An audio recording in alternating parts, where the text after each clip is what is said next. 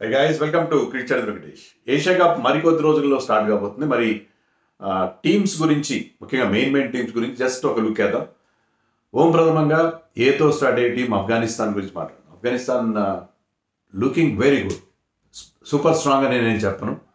India ఒక్కటే చాలా స్ట్రాంగ్గా కనిపిస్తుంది. మొత్తం అన్ని టీమ్స్ మనం ఒకసారి జస్ట్ ఒక కర్సరీ గ్లాన్స్ అన్ని టీమ్స్ పైన వేస్తే మనకి ఇండియా ఒకటి చాలా స్ట్రాంగ్గా కనిపిస్తుంది. Pakistan is looking very weak, especially in batting, and Sri Lanka ఇటీవల కాలంలో హైలీ ఇన్కన్సిస్టెంట్. బంగ్లాదేశ్ సరే ఇండియాకి ఏమైనా పోటీ ఇవ్వగల టీం ఏదైనా కనిపిస్తుంది అంటే అది Afghanistan, because of their strength in bowling, particularly spin బౌలింగ్లో సూపర్ స్ట్రాంగ్గా ఉన్నారు. Imagine Rashid Khan bowling from one end and Noor Ahmad bowling from the other end. ఇద్దరు ఆల్మోస్ట్ ఒక మిర్రర్ ఇమేజ్ లాగా. ఎందుకంటే Rashid Khan right arm leg spinner. This man happens to be Noor Ahmed left arm wrist spinner. So ఇద్దరు mirror image లాగా ఉంటారు. ఇద్దరు కూడా world క్రికెట్లో తర్వాత ఫ్రాంచైజ్ క్రికెట్లో అదరు కొట్టేస్తున్నారు. Noor Ahmed T20 international figures అంత గొప్పగా లేవు. 15 మ్యాచ్లు ఆడి 9 వికెట్లు తీసినట్టున్నాడు.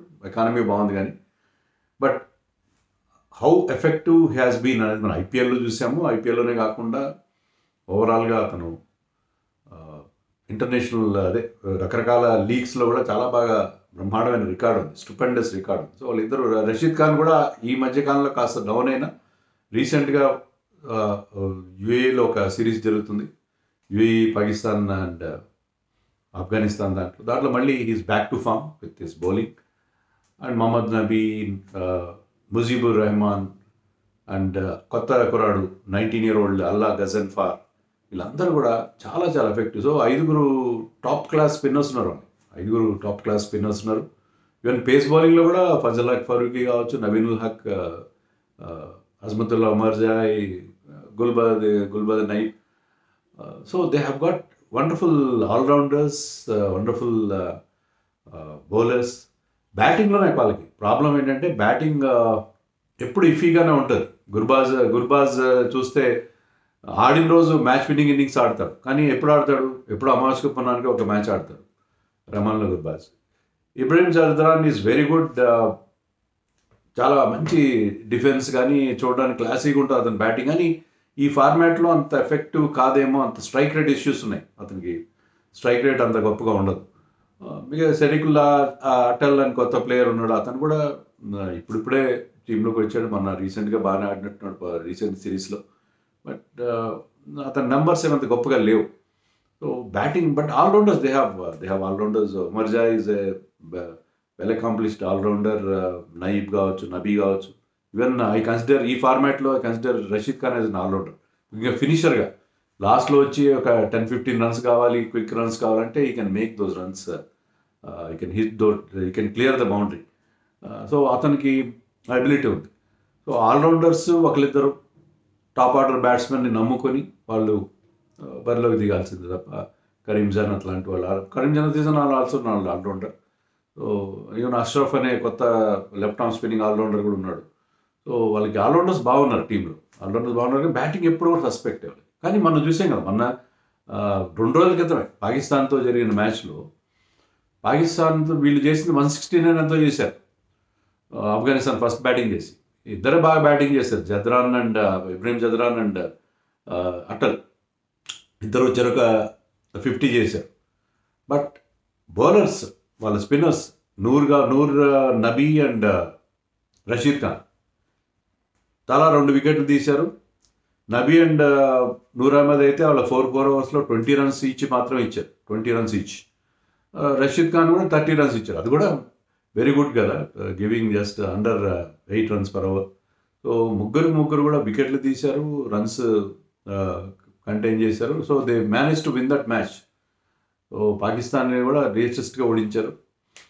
So that is their advantage. వాళ్ళు చిన్న స్కోర్ చేసినా కూడా దాన్ని డిఫెండ్ చేసుకోగల బౌలింగ్ ఎబిలిటీ మనకి ఎప్పుడు కనిపిస్తుంది. బట్ ఇట్స్ బ్యాటింగ్లోనే వాళ్ళకి ప్రాబ్లం. అది ఇప్పుడు ఎవరిని ఆడించుకోవాలి, ఇప్పుడు వాళ్ళు కూడా మనకి ఎలా అయితే ప్రాబ్లమ్ ఆఫ్ ప్లెంటీ, అంటే ఎవరిని ఆడించాలి. ఎందుకంటే ఇప్పుడు Allah Ghazanfar is a tall off spinner, he bowls leg spin, off spin, fast బౌలర్గా స్టార్ట్ అయ్యాడు. ఐపీఎల్లో కూడా అతన్ని ముంబై ఇండియన్స్ అతన్ని తీసుకోవడం మనకు తెలుసు. బట్ అతని ఇంజరీ వల్ల ఆడలేదు. వెరీ వెరీ ఎక్సైటింగ్ టాలెంట్ అది. Already is making a mark in franchise leagues. Ghazanfar power ప్లేలో బౌలింగ్ వేయగలడు, పవర్ ప్లేలో చాలా ఎఫెక్టివ్గా బౌలింగ్ వేయగలడు. Same applies to Mujeebur Rahman. So ఇద్దరు ఎవరిని ఆడించుకోవాలి, అదొక సమస్య. సో నూర్ అహ్మద్ డెఫినెట్గా ఉంటాడు, ఇతను కూడా ఉంటాడు, మన రషీద్ ఖాన్ ఉంటాడు, captain of course, Nabi. So వాళ్ళకి ఎవరిని పక్కన పెట్టాలి, ఎవరిని ఆడించుకోవాలి, అది కూడా సమస్య. ఫజల్ ఫరూకీ, నవీన్ ఉల్ హక్ ఇద్దరు ఆడే అవకాశం తక్కువ. ఎందుకంటే వాళ్ళకి ఆ బ్యాటింగ్లో డెప్త్ కావాలంటే they have to sacrifice one extra fast bowler. స్పిన్నర్స్ని ముగ్గురు ఆడించుకుంటే ఒక ఫాస్ట్ బౌలర్ని డ్రాప్ చేయాలి. ఆమె Omarzai is very good with the new ball, can swing the new ball well. So ఒమర్ జాయ్ని పెట్టుకుని ఆడించుకోవాలి. నయీబ్ని మన టీంలో ఉంచాలా, అయితే కరీం జానత్ని పెట్టుకోవాలా అనేది దే హ్యావ్ టు థింక్. మనకు తెలుసు గుల్బదీన్ నయీబ్ ఎంత బాగా బౌలింగ్ చేశాడు T20 వరల్డ్ కప్లో. ఆస్ట్రేలియాని ఓడించిన మ్యాచ్లో he has picked up 4 wickets. So of light వాళ్ళు ఈ మల్టీనేషనల్ టోర్నమెంట్స్లో బాగా ఆడుతున్నారు వీళ్ళు. ఎందుకంటే T20 వరల్డ్ కప్లో సెమీఫైనల్ చేరడం తెలుసు మనకి, అంత బాగా పర్ఫామ్ చేశారో. They exceeded all expectations. సెమీఫైనల్లో బాగా ఆడకపోయినప్పటికీ they manage to reach semifinals. Even one day world కప్లో కూడా వాళ్ళు ఆల్మోస్ట్ సెమీస్ దాకా వచ్చినట్టే అనిపించింది. మ్యాక్స్వెల్ ఆడిన ఇన్నింగ్స్ వాళ్ళకి దెబ్బని పెట్టిన అది తప్పిస్తే. So they have been doing well. రీసెంట్గా వాళ్ళ దేశంలో ఘోరమైన భూకంపం వచ్చింది, 1000 మందికి పైగా చనిపోయారు. సో వాళ్ళకి ఆఫ్ఘనిస్తాన్కి మళ్ళీ వాళ్ళ దేశంలో ప్రజల మొహాల మీద ఒక చిన్న చిరునవ్వు చూడాలంటే they have to do well in Asia cup. So Asia కప్లో వాళ్ళు ఏంటంటే they play most of their cricket in యూఏలోనే వాళ్ళు ఎక్కువగా ఇంటర్నేషనల్ క్రికెట్ ఆడతారు కాబట్టి అక్కడ కండిషన్స్ వాళ్ళు బాగా తెలుసు. అయితే స్పిన్కి అనుకూలిస్తే లేదా పిచెస్ అనేది నాకైతే డౌటే. ఎందుకంటే this is early part of their season. అయినా కూడా వాళ్ళకి అక్కడ కండిషన్స్ బాగా తెలుసు. స్లో వికెట్స్ ఉంటాయి, స్లో వికెట్స్ మీద ఎలాంటి బౌలింగ్ వేయాలి, అక్కడ గ్రౌండ్ డైమెన్షన్స్, యాంగిల్స్. ఎప్పుడు మనం యాంగిల్స్ గురించి యాంగిల్స్ చాలా ఇంపార్టెంట్ యాక్చువల్గా. ప్రతి గ్రౌండ్కి ఒక పర్టికులర్ క్యారెక్టరిస్టిక్ ఉంటుంది, డిఫరెంట్ యాంగిల్స్ ఉంటాయి. సో ఎక్కడ ఎలాంటి బౌలింగ్ వేయాలి, ఎలాంటి ఫీల్డ్ సెట్ చేయాలి, ఇవన్నీ వాళ్ళకి కొట్టిన పిండి, రెగ్యులర్గా అక్కడ ఆడతారు కాబట్టి. సో పాకిస్తాన్ కూడా కొంతవరకు అడ్వాంటేజ్ ఉంటుంది సమ్ ఆఫ్ ది. అంటే ఇప్పుడు ఆడట్లేదు కానీ గతంలో వాళ్ళు అక్కడ చాలా మ్యాచ్లు ఆడారు.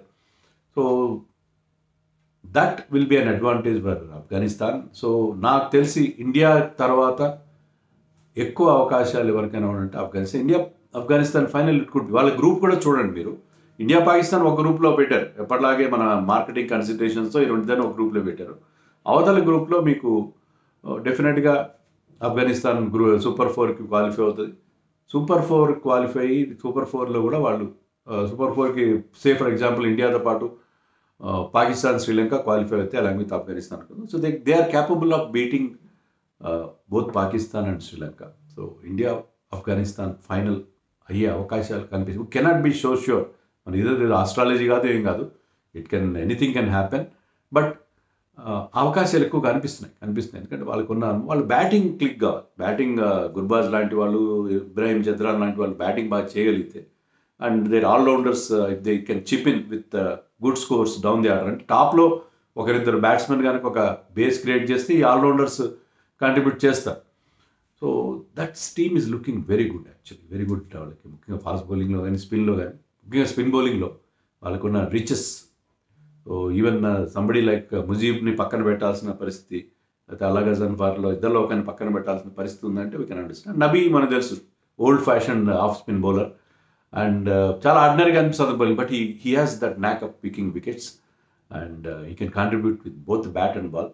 So with plenty of experience, one of the veterans of the game, Rashid Khan కానీ అతను కానీ.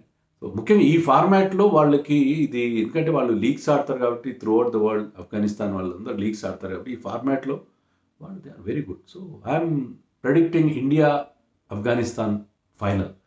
ఇండియా ఆఫ్ఘనిస్తాన్ ఫైనల్ ఉండే అవకాశం ఉంది. అండ్ ఆఫ్ఘనిస్తాన్ డెఫినెట్లీ ఇండియా తర్వాత they are the strongest, at least on paper I feel they are the strongest because of their spin bowling. మీరేమంటారు? కామెంట్స్లో చెప్పండి.